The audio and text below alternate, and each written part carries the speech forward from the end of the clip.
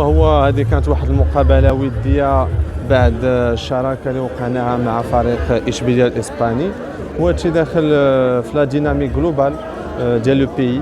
من اجل تطوير كره القدم النسويه بالرؤيه الساميه ديال جلاله الملك محمد السادس الله ينصرو من اجل تطوير هذه كره القدم النسويه، وكذلك العمل الكبير على مستوى الجامعه الملكيه المغربيه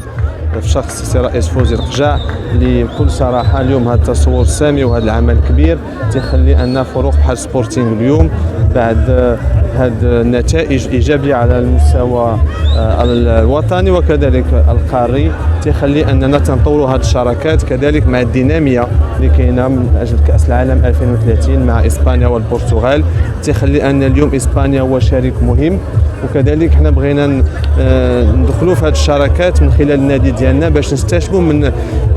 من التجربه الاسبانيه وفي سيفي اللي مدرسه كبيره كذلك اللي غتخلي هذه الشراكه تبادل الخبر بيناتنا ان شاء الله، وهذا الشيء كلشي غيرجع بالمنفعه على المغرب. ولكن هذا النجاح ديال هذه المقابله اليوم لازم نشكروا الجامعه الملكيه المغربيه، جهه الدار البيضاء الكبرى، مجلس المدينه، مجلس العماله، السلطات الوطنيه، الدرك الملكي وجميع الناس اللي ساعدونا، لان المدينه اليوم بكل صراحه ذات كل مجهودها باش يكون استقبال في المستوى، وكذلك اليوم الاسبان رجعوا بواحد الصوره